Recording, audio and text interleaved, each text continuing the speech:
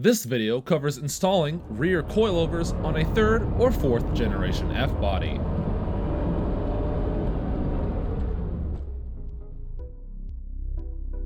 Measure and record the current ride height in the rear of the car. Jack up the rear end and place jack stands underneath the chassis.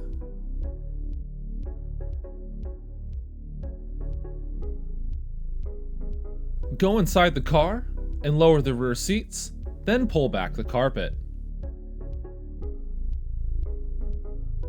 Remove the shock nut and bushings.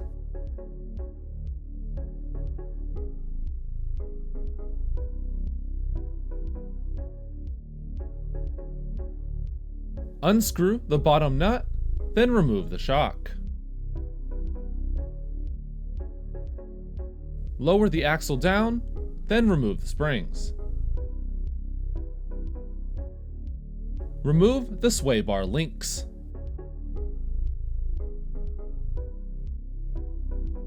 As far as coilover brands go, there are a few to choose from with varying prices. There are coilovers made by QA1, Viking, Detroit Speed, and of course, Penske Racing.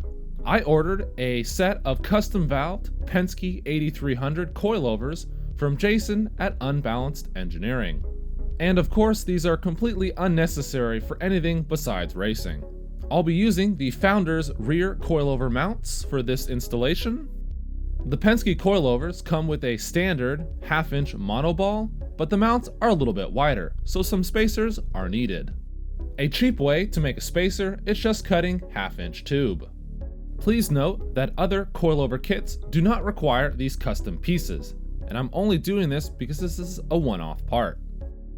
I had a buddy machine some nice 3/16 stainless rod end spacers just for this. The drawing is located above. Install the spacers and tighten down the bolt.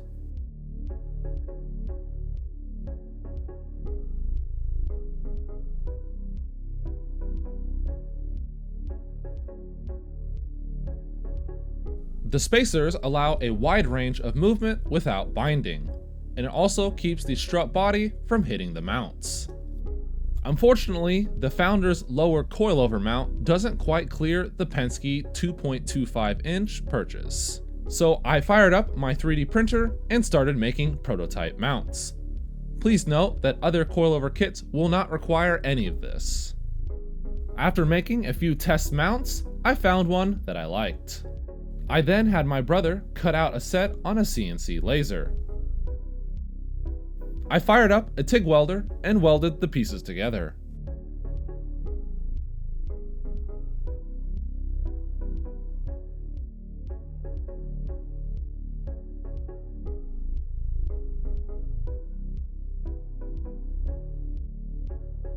Some chassis black paint and they are ready to use.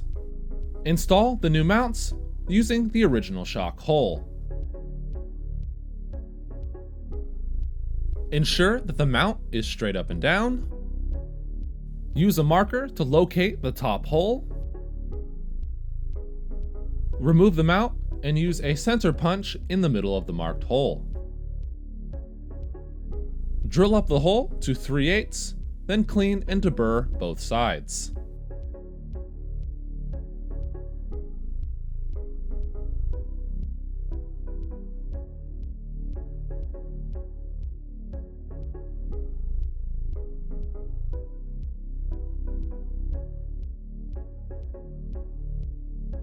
Install the mount and torque down the 1/2-inch bolt.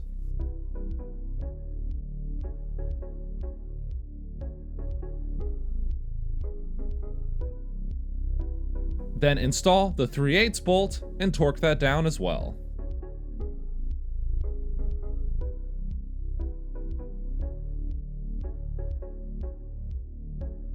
It looks like the 3/8 bolt hole was a tad low, it just barely cleared, but it works. Unbolt the lower control arm and get it out of the way. Now it's time to set up the Penske coilovers. I started by setting the rebound and compression settings based on the builder's recommendations.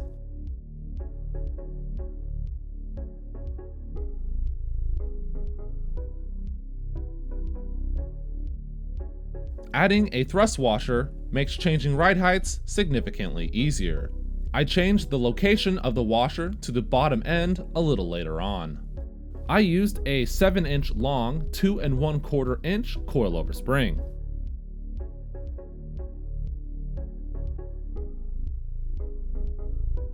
A coilover wrench makes spinning the perch easy when it will be installed on the car. Please note that the new coilover is much shorter than the stock shock. That means you'll have to run a much lower ride height to ensure that the coilover is in an optimal travel range. My stainless braided brake lines are in the way, so I relocated them above the axle where the spring perch used to be.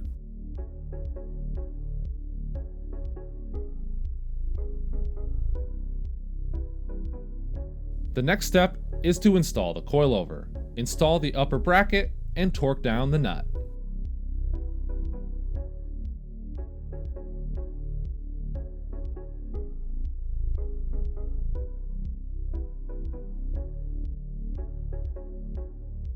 Cover it back up with the factory foam and carpet.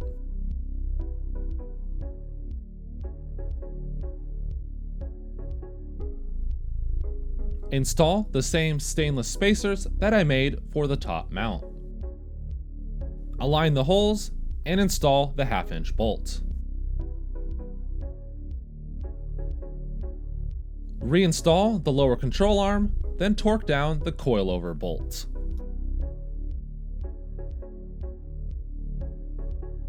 The lower coilover mount that I made allows access to the adjustment sweep. Moving on to mounting the remote canisters. I bought this diesel radiator hose and cut it in half.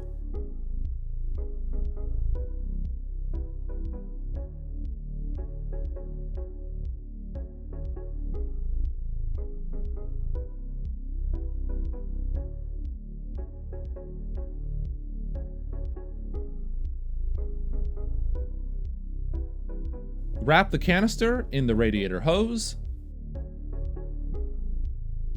I'll be mounting the remote canisters on the Panhard support bar. This keeps weight off the axle and decreases unsprung weight. Use some hose clamps to secure the canisters. Some zip ties and clamps keeps the remote canister hose away from suspension parts. Jack up the axle all the way until it hits the bump stops, and then check for any pinched lines or problem areas.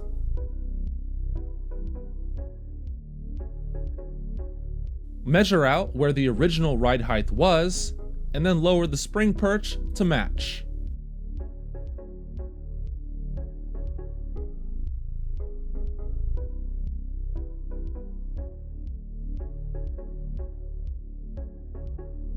Install the wheels and lower the car to the ground.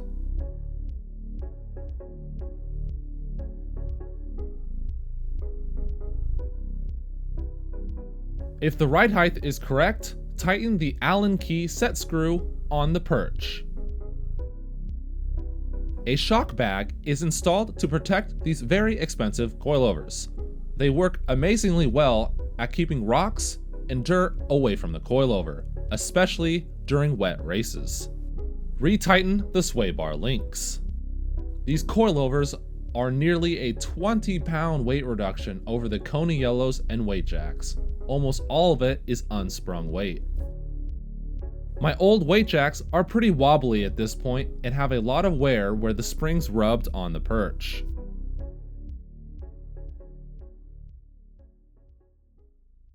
The new coilovers worked amazingly well.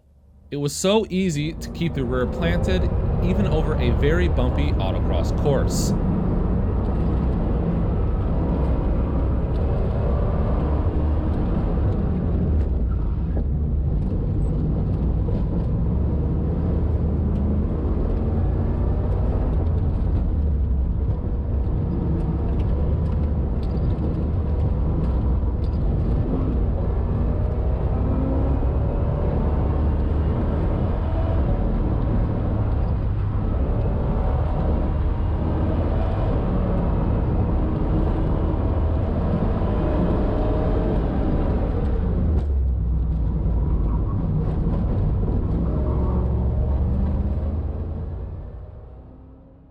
I hope you liked this video. Make sure to subscribe and follow me on Instagram.